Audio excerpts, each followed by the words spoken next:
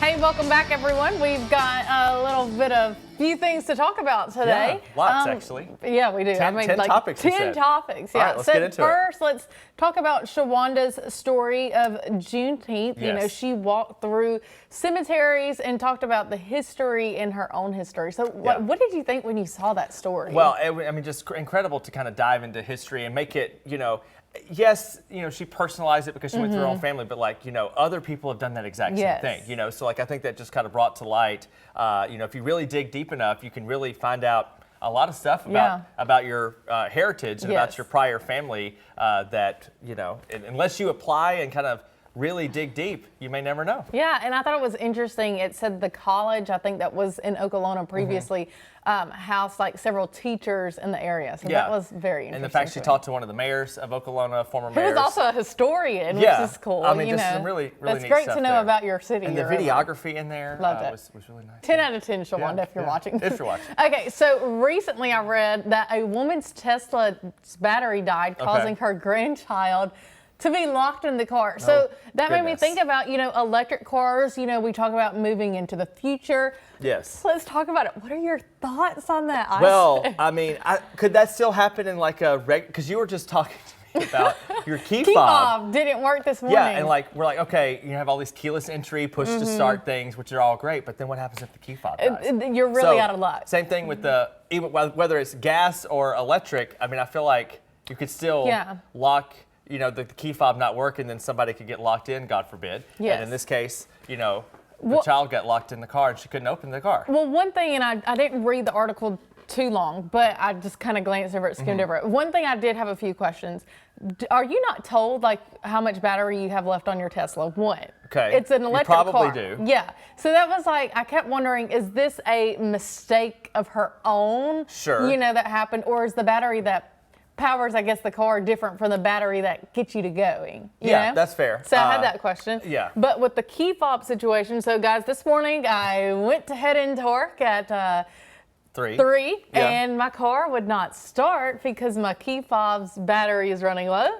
And I don't know, you don't know that. Your key fob doesn't have a battery thing. Sensor. And I can't tell that on my car. So now I have to, hopefully it'll let me leave work today. Yes, hopefully so. But if not, we have vehicles here, people here. You'll be giving me a ride I may have to lift you home. But it's just interesting with us moving into that. So I think we need to just be good. Sometimes, convenience is good, but good old fashioned, stick the key and unlock it and start the car manually. I mean, there's something to be said for that too.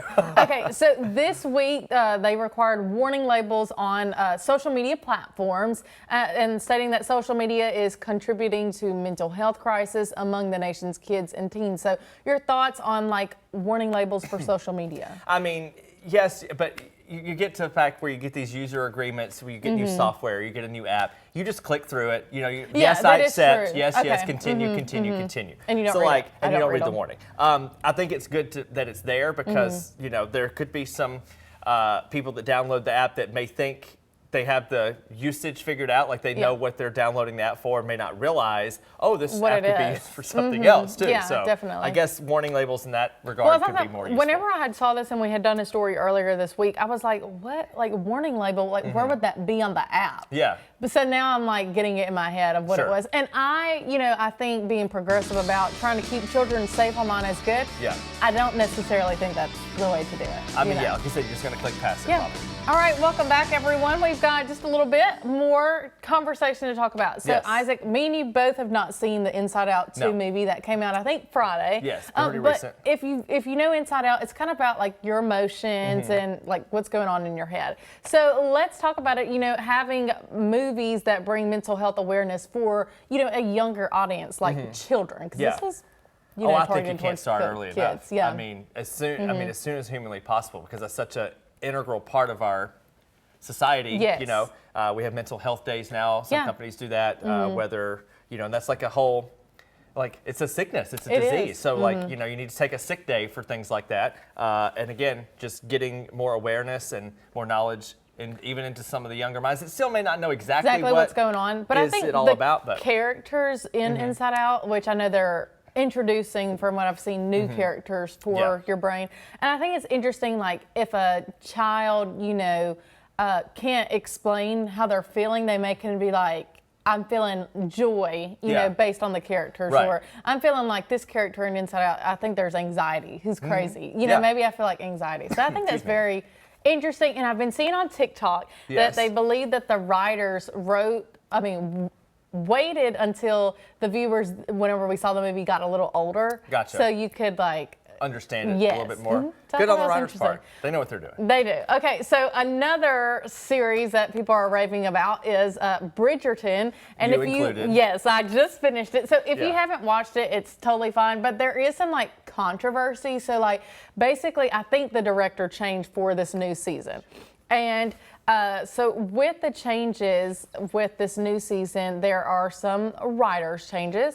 And basically, people are unhappy that they're going off script of the books. I believe that whenever they came out with the show, that the original director said, we're going to stay pretty true to the books, add some dramatization. Yeah. Well, they changed. I can't give you guys a spoiler, but there is a big change going to come up in the next season. Yeah. So, like, what do you think in general of, like, director changes, especially, like, in this career? Yeah, I mean, you try to keep it fresh, right? You try to,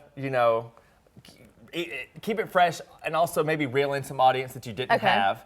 But then at the same time, like, do you lose the audience that you did have? Because Eric and I were talking about this, I think.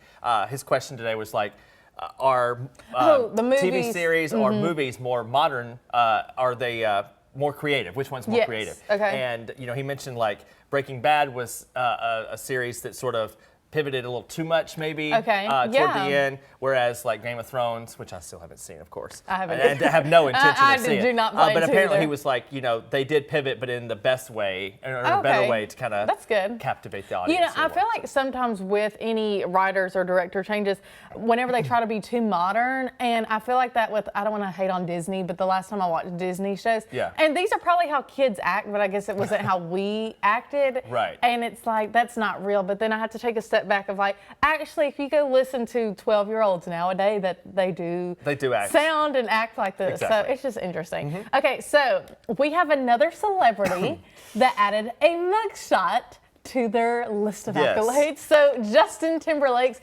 driving while under the influence. So, Yikes. What's our thoughts on Mr. Timberlake? Are you a fan of him? Yeah. Are you going to a concert of his? I have not. Have you been? No, I have not. I did just read, I don't know if this is true because it was kind of like a tabloidish thing, but I could see this as a possibility where the cop apparently didn't know who he was, which, maybe in the moment, I'd probably pull him over and be like, I know, be like, but yeah, so obviously, you broke the law, you should pay for it or whatever. I saw too, I just read, don't know my sources, but Travis Scott also got arrested, I think. And it's just interesting. I'm like, all these celebrities randomly. Now, one person, I did hear on the radio quickly that they apparently don't have Ubers there very much in the Hamptons because it's like sort of desolate. But you're Justin Timberlake. Hire a driver. Yes, I agree. Well, we hope you guys can join us here on Sunrise tomorrow.